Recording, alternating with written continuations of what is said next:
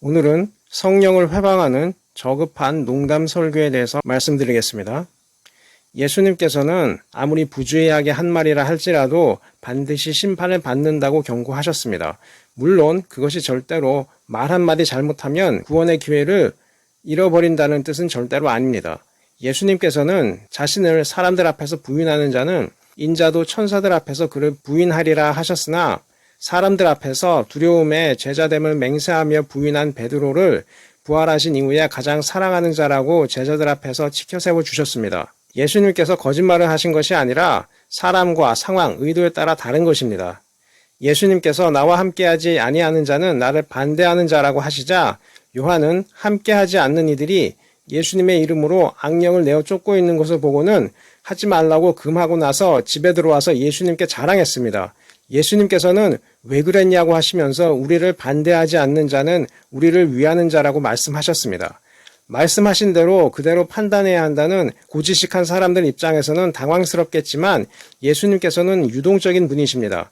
중요한 것은 대상입니다.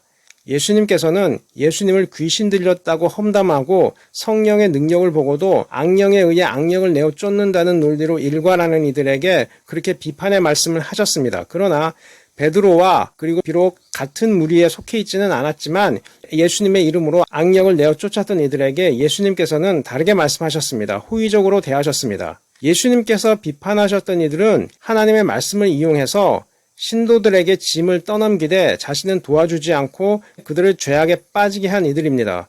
자신은 행위가 의롭다고 스스로 자랑하고 죄에 대한 인식을 하지 않는 사람들이었습니다. 지금 개신교 목사들을 보면 정확히 그 심리가 일치합니다. 그들 역시 예수님을 끝까지 조롱하고 외모, 학력을 들어 깔보았습니다. 그러함에도 불구하고 한국 개신교 목회자들은 자신의 하나님의 음성을 들었다고 하면서 그들과 전혀 다르지 않은 방식으로 설교합니다. 재미를 더하고 인기를 얻기 위해 신도들 귀에 즐거운 이야기를 섞어서 거의 만담을 하는 수준입니다. 그러나 항상 그렇게 설교할 수는 없으니 해외 선교를 해야 하거나 구제를 위해 설교를 할 때는 예수님께서 종교 지도자들에게 하셨던 저주를 섞어서 성도 입장에서 아니요 하며 거절하지 못하게 묶어버립니다. 모든 헌금, 해외 선교에 예하게 서원하도록 합니다. 후에 철회하면 서원을 철회하는 것에 또 저주를 겁니다. 그러나 성경 어디에 종교 지도자가 억지로 서원을 하라고 규정합니까? 한국의 이방인 개신교 목사는 누구에게 성경의 규율을 들어서 헌금이나 해외 선교를 서원하도록 독려할 지위에 있지 않습니다. 지난번에 말씀드렸지만 율법에는 아무리 서원했더라도 아버지나 남편이 서원을 만류하면 예물을 드리고 용서해 주신다고 했는데 이방인 목회자가 성도들을 강제로 서원하되 목숨을 걸어야 하는 서원을 시키고 강제 노역을 자원봉사를 하는 식으로 받아들이도록 하는 것이 문제입니다. 이렇게 한번 크게 마음을 흔들어 놓고 미안하니까 다음 주에 아주 재미있는 설교를 하느라 인터넷 유머를 찾는 것입니다. 이것이 성령의 지혜입니까? 지금 한국 교계의 상황은 이미 오래전부터 이어졌던 문제가 동시에 터진 것입니다. 몇몇 방송사에서 비판하는 방송에도 이제는 소용이 없다는 사실을 느낄 정도로 이단의 뿌리는 깊숙이 들어와 있습니다. 개신교 목사는 무엇을 하고 있었습니까? 스스로 가톨릭보다 더 나은 믿음을 가지고 있는 제자들이라고 자부하던 그들이 11조만 내면 만사 해결이라는 구절만 믿고 약속을 믿으라 하면서 사업 자금을 끌어쓰던 사람들이 지금 무엇을 하고 있습니까? 암과 헌금의 액수와의 연관성을 설교하면서 우스갯소리를 하던 사람들이었습니다.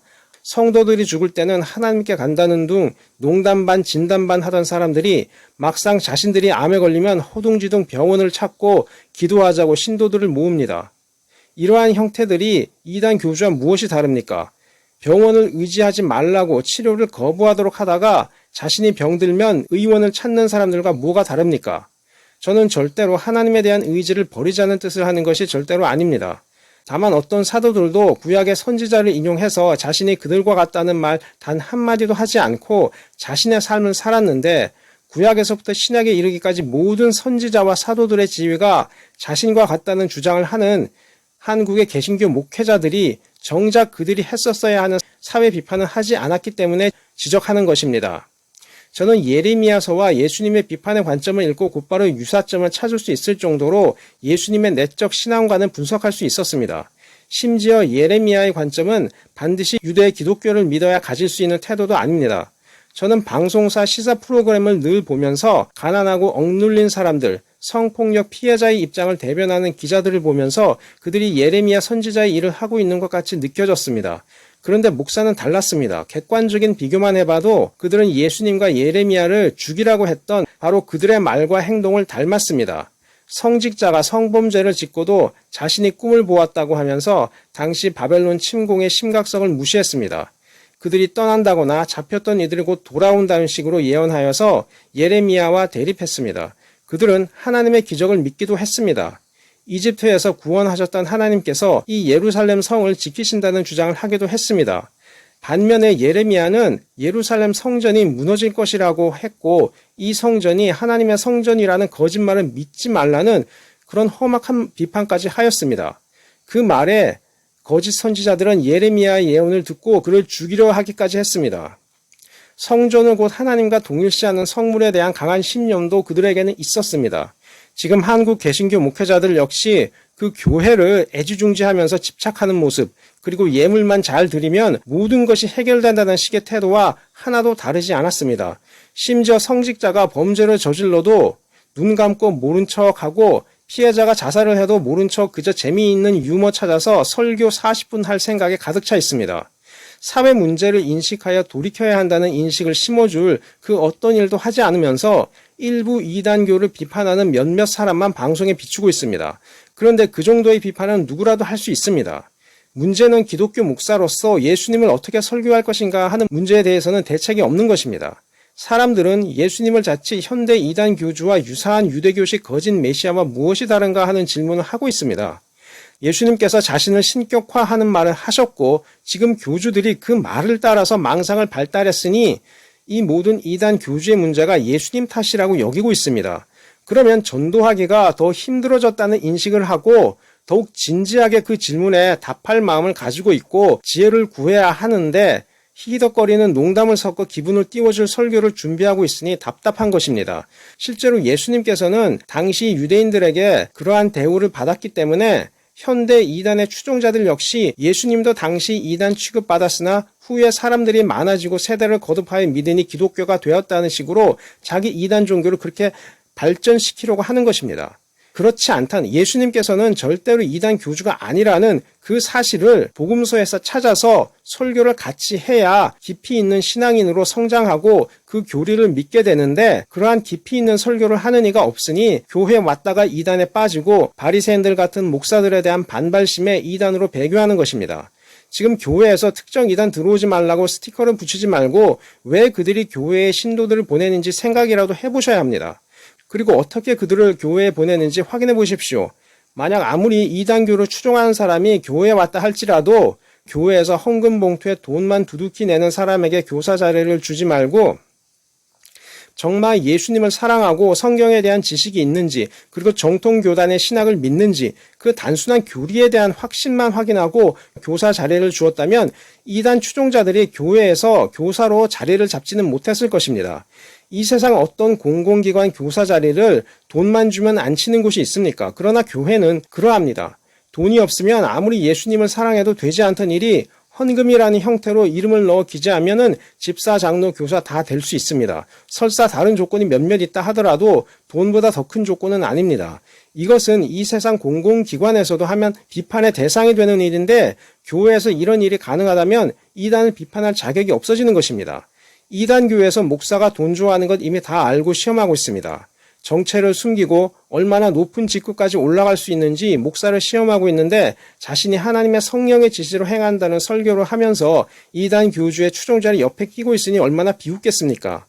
능력에서도 다가올 미래에 당할 일을 예측하는 것에서 윤리에 있어서 권위에 있어서 다른 어떤 것에서도 사회적인 명망을 받을 일을 하지 않고 그저 성도들의 헌금으로 가난한 이들을 도왔다는 것만 부각하여 자신을 가리고 있습니다.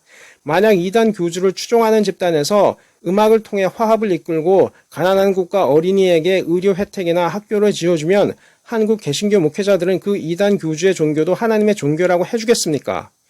음식과 신앙은 다릅니다. 아무리 의료나 급식 혜택을 가난한 자들에게 주었고 학교 관련 시설을 지어서 배움의 자리를 마련해도 이단은 이단입니다. 화합은 없습니다. 그 이유가 무엇인지 설교해야 하는 자리가 사도의 자리입니다. 왜 예수님이어야 하는지, 그러려면 제일 먼저 예수님께서 현대 이단 교주와는 확연히 다른 성격적 특징을 보이셨다는 당연한 사실을 찾아서 신도들로 하여금 인식하여서 신도들이 이단에 빠지지 않도록 해야 하며, 설사 이단교에 빠졌던 사람들이 교회에 찾아왔더라도 설교를 듣고 자신이 빠졌던 이단 교리에 대한 의문을 품고 정통 교리에 대한 확신을 가질 수 있도록 할 수 있어야 합니다. 인터넷 유머가 그 일을 하겠습니까? 성도들을 재미있게 웃기려고 만담을 하는 개그가 성도들의 신앙을 강하게 하겠습니까? 주기적으로 헌금하라고 강요하고 스스로도 믿기 힘든 교리 억지로 믿으라고 소리 지르면 하나님의 영이 임하시는 것이 아닙니다. 목사가 믿지 않고 또 믿으려 애쓰나 의심이 마음속에서 솟구치면 설교를 하지 말아야 하는데, 여태까지 믿어왔고 믿어야 한다는 의무감으로 목회를 하니 모든 것이 엉망이 된 것입니다. 솔직히 믿지 않거나 의심이 강하게 일어난다면 아무리 원로 목회자라 하더라도 그 설교직을 내려놓고 솔직히 그만두어야 합니다. 믿어야 하기 때문에 믿는다고 고백하는 그런 사람이 설교를 해서는 안 됩니다. 정말 의심이 없어서 다른 사람의 설교를 듣지 않고도 신앙을 유지할 정도의 강한 믿음의 사람이 설교를 해야 합니다. 본인이 확신이 없는데 어떻게 성도들에게 믿음을 줄 것이며 이단에 빠진 이들을 어떻게 설득하겠습니까? 본인이 정말 믿음이 있는지 확인하려면 예수님께서 생명의 떡 설교를 하실 때 하셨던 말씀을 읽을 때 당시 유대인들이 중얼거리던 그런 음성이 들리는지 스스로 확인해 보십시오. 그리고 예수님께서 가룟 유다를 내보내신 후 하셨던 말씀, 그 말씀을 지속적으로 읽으면서 정말 마음속에 의심이 없이 그 말씀이 사실이라는 확신이 있습니까? 정말 이중적으로 질문을 제기하고 혹은 자신이 마치 그 음성의 주인공이라도 된 것처럼 신격화하고 싶은 의지, 그런 의지는 없는지 확인해 보십시오. 만약 그러한 혼란된 정서, 신앙을 대적하는 어떠한 음성도 거부감도 생기지 않는다면 당신은 정말로 믿는 사람입니다. 그러나 성경을 읽으면서 그 내용을 방해하는 음성, 질문하는 음성이 자발적으로 들려서 성경책을 덮고 싶을 정도로 끝까지 읽을 수 없을 정도로 혼란이 된다면 설교를 하지 마십시오. 그러한 사람들이 나중에 이단교를 만들거나 이단 교주가 되는 것입니다. 이단 교리나 교주를 보십시오. 하나같이 예수님의 신성을 부인하거나 자신에게 신성을 부여하면서 자신을 예수와 같다고 하는 정신병에서나 볼 수 있는 내적인 음성을 따라 살고 있습니다.